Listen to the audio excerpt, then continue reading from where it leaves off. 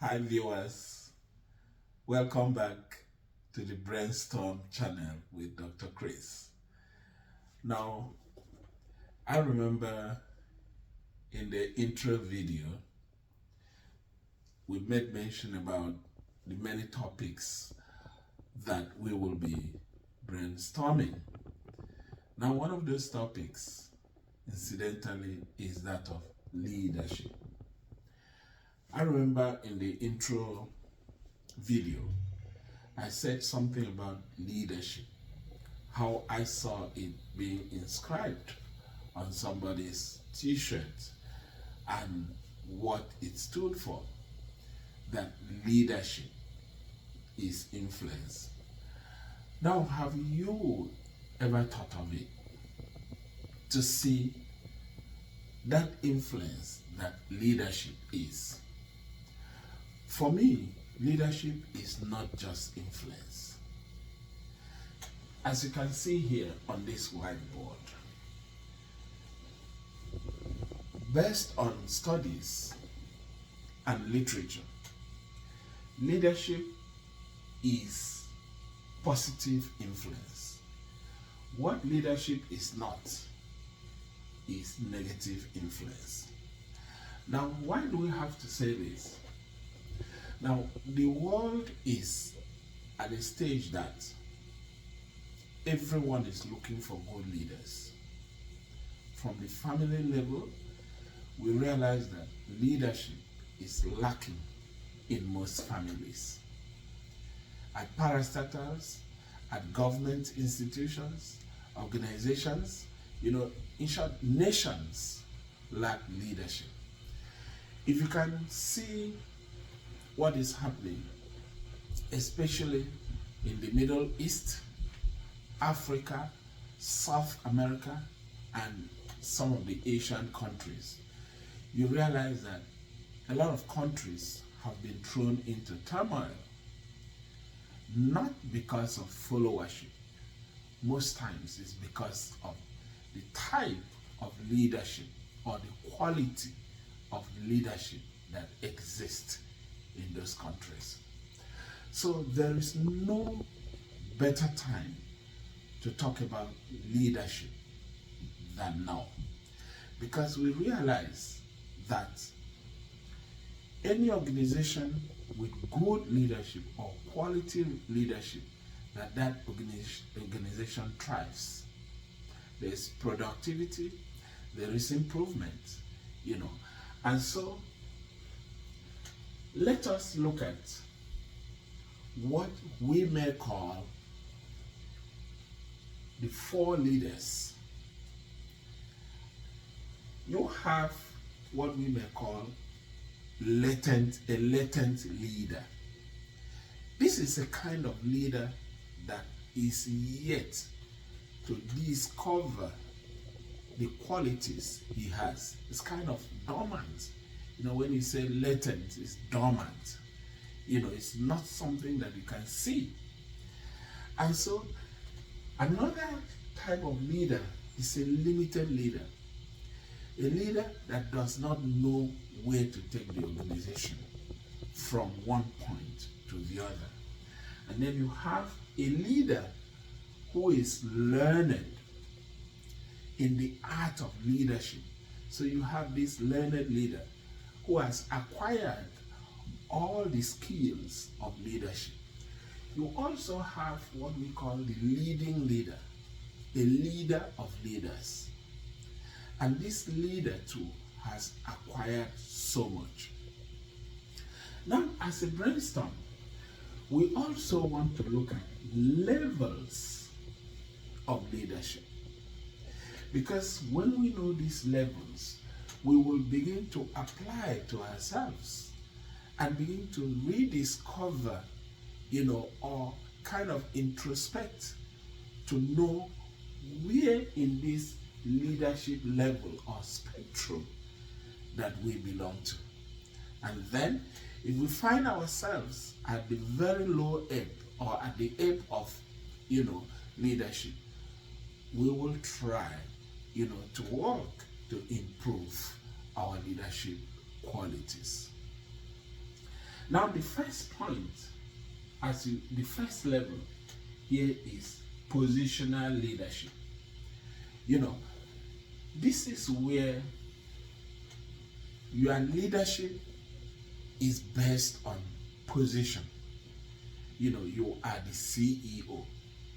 You have the title of CEO, the title of chairman, the title of president, the title of governor, the title of, what have you.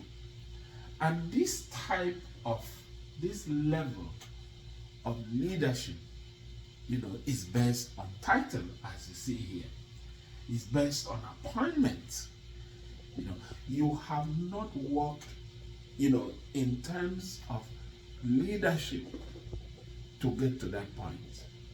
It may be due to paper qualification, or academic qualification rather, that you are placed in a certain position. So at that point, you are that leader. You are the leader of that organization because of the title you have. Now, I want us to know that even though you may be the chairman, the president, the governor, the CEO, this is the lowest level of leadership, because you may not have the qualities to be a leader, to be put in that position. Sometimes, as I've said, it's based on your academic qualifications. Example, they want to appoint the dean of the faculty, the head of department, and then they look at the qualifications. Or some lecturers or some professors, some have PhD in this, PhD in that. Another lecturer has a master's, and it's okay. Based on these academic qualifications, we're going to appoint Mr. A or Miss A as the dean of the faculty or as the chairman of that faculty. Now, you see at this position, this level 1 leadership, which is the positional,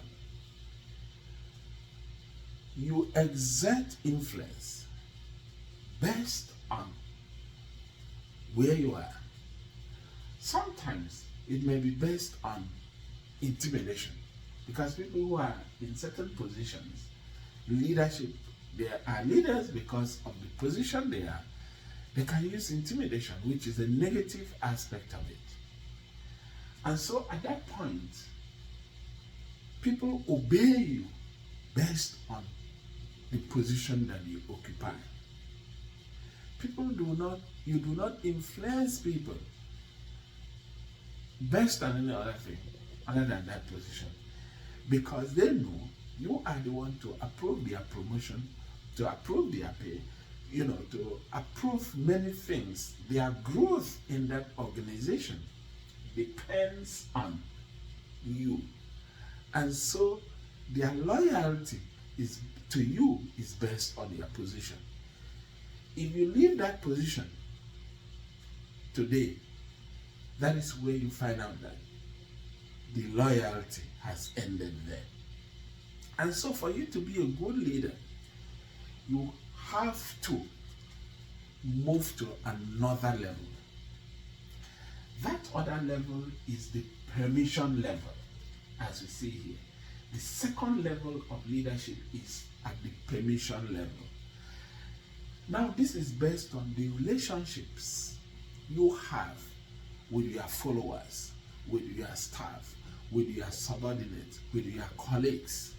If you have a good relationship with them, you care for them, you think, use your heart, that is compassion in dealing with those followers, your staff, your workers, you have moved on to another level of leadership, which is the permission level.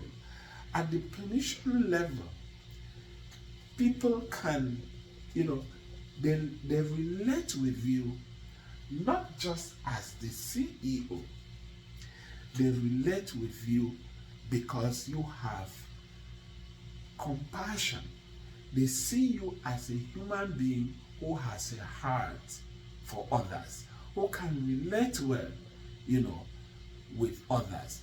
Not just because you have that position as CEO, but you are also a human being. When you leave that second level, in terms of leadership, you move on to what we call the level 3 of leadership, which is the production level of leadership. At this level, you begin to realize goals. Your organization begin to realize goals, begin to make profits, because people have seen you as a human being, somebody who cares, and that is why they put in more effort, for you to realize the goals of that organization. As they kind of come as a team, they work more with you, not because you give instructions or give orders. They work more with you and for the organization because they know you have compassion.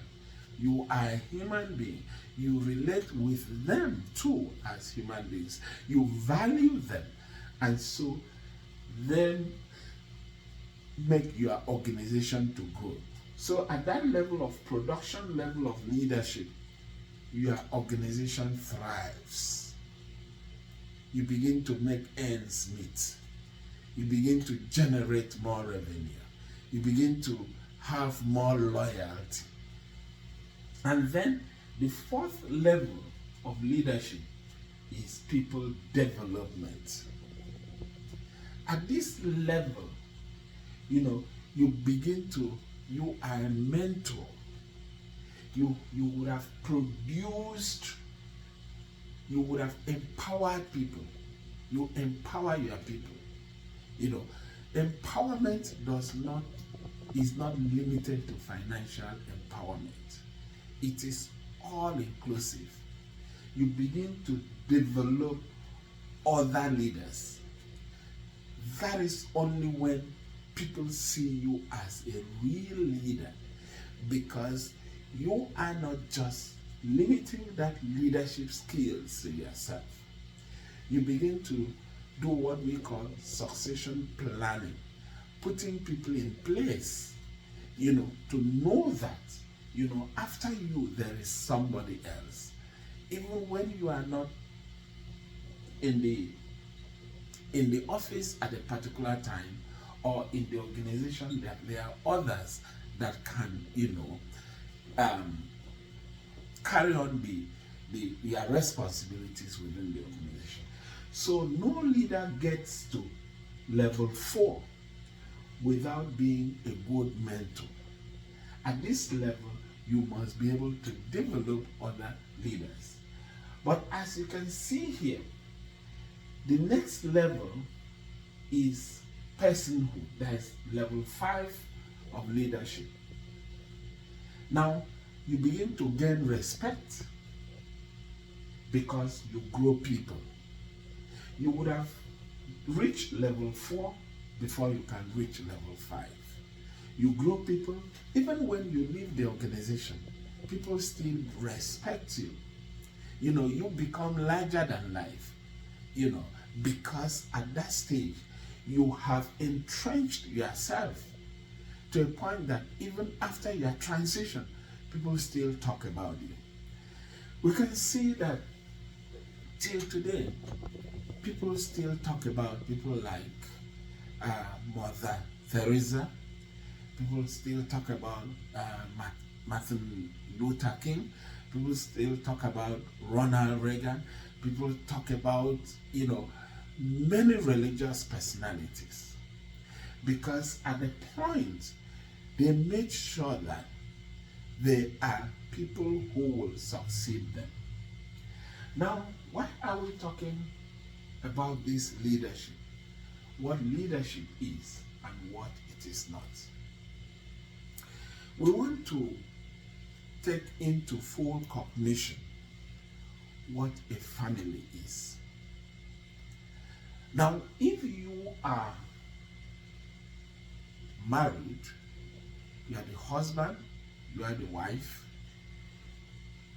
especially husbands, you are a leader of that family based on position. You are the father, the daddy. Single parents, you could be the father, you could be the mother, and you have the children, you have your children. It is that position that you occupy that makes you the leader of that family. Now, if you are the leader of that family, what type of influence are you exerting? Are you exerting positive influence to make you the leader? Or are you exerting negative influence? Remember, as a father or husband, that first level of leadership is the position you occupy. Your children obey you because of that title. Now you have to move to a different level, to that of permission, where you have a good relationship with your spouse. You have a good relationship with your children. So that at this level, it is not just when you give instructions or advice or orders. Your family sees you as somebody with compassion. Your wife sees you as a partner, doesn't see you as a boss. Because unfortunately, at this position, some men think they are bosses to their spouses. But you have to move to the permission level for the family to grow. Because at this level, you will see there will be real integration in the family. And then, when you get to this permission level, the next one is production level. That is a family that grows. There's prosperity in that family. Remember, prosperity does not mean financial capability. There is so much about prosperity. Although these days people think about prosperity as in monetary value, that is not just the case. So a family, a leader, the husband that moves to this second level of leadership in the family creates harmony in relationship in the family. And then the family begins to grow. Now, the next level in that family is when the leader of the family, be you the father, begin to mentor. The father, the mother begin to mentor the children and begin to empower them. How do you mentor? By living, you model what you want them to be. That is leadership, positive influence. And so when you mentor them and empower them, in today's world, you cannot empower children with money. You empower them with academic training, by sending them to school, by educating them, by making them chart a course that they can live life after you. And so at that level, you see that you begin to empower your children. You begin to empower your spouse, Now, let me give you one sad experience about people development. There was this couple that I happened to interact with, let me put it that way. And the husband was well educated, the wife was coming up, had some form of education, and still wanted to acquire more.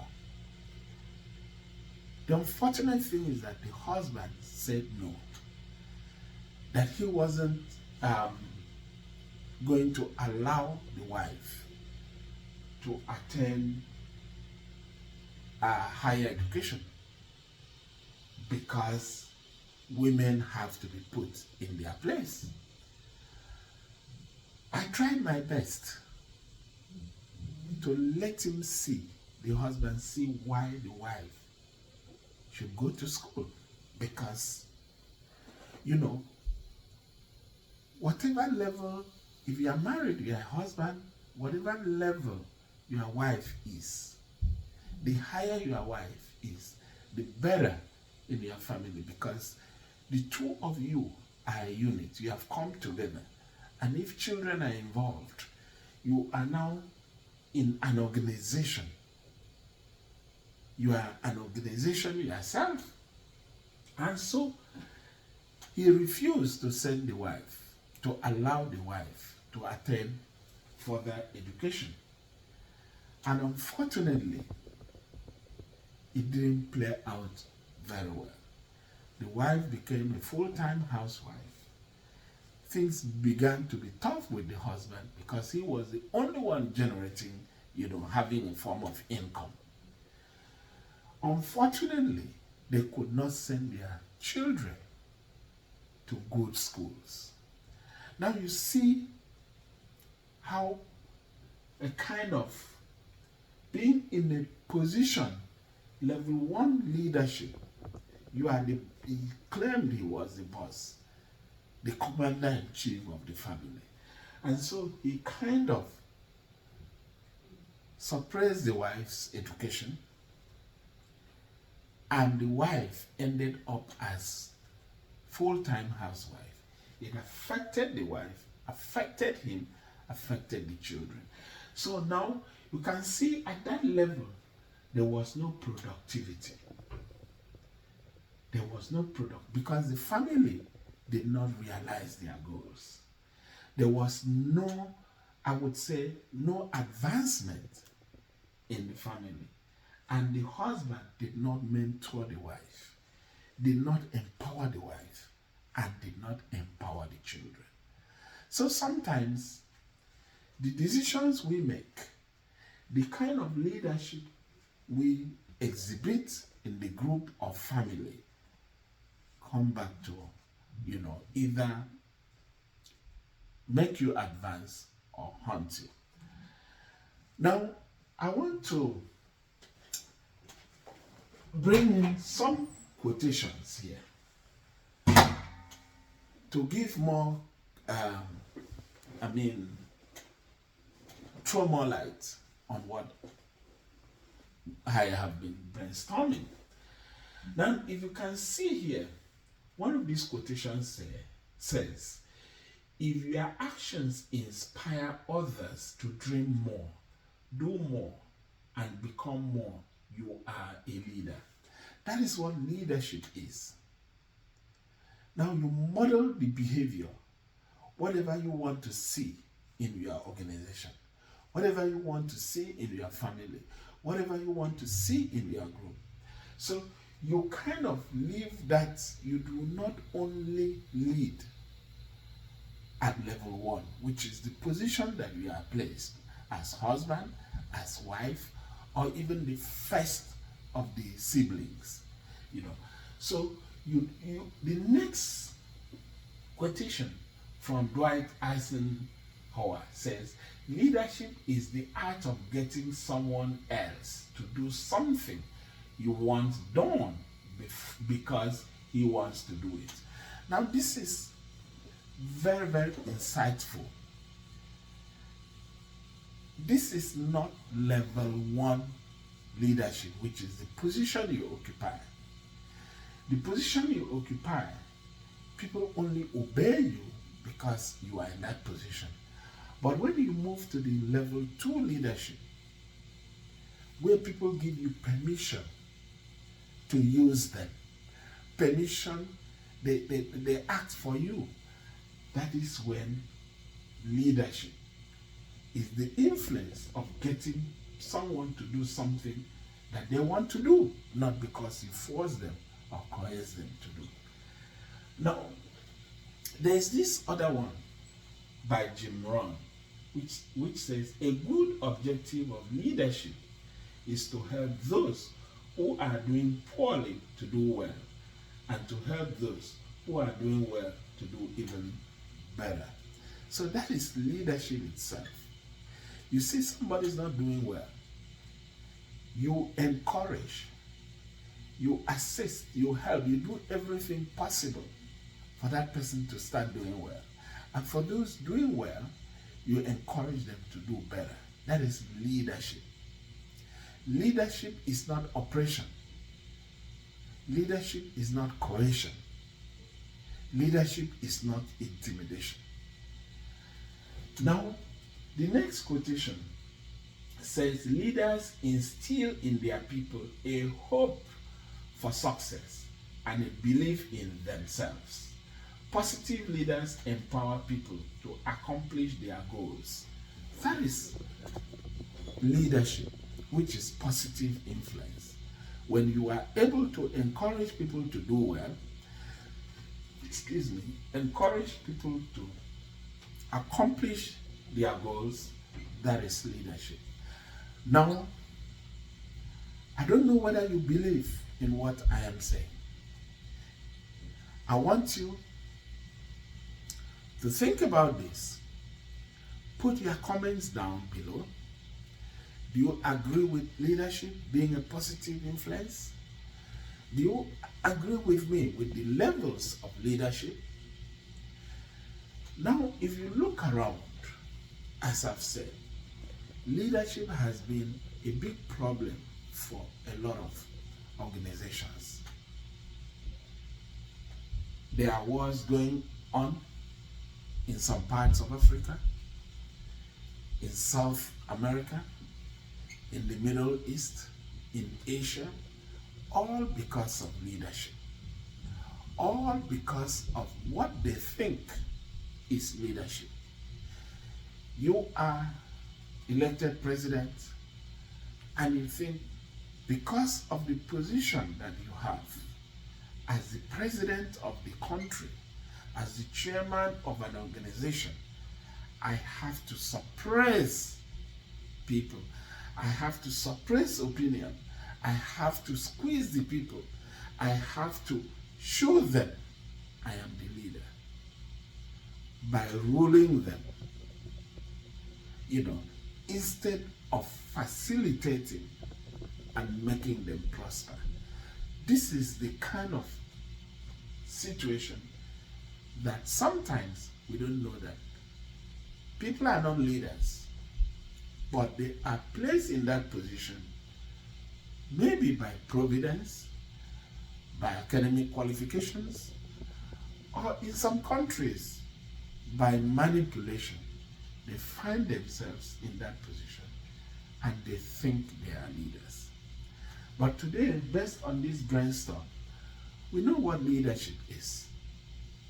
And because leadership is so wide and broad, we will continue in another episode talking about leadership. We'll try to look at so many aspects of leadership, how we can improve the leadership.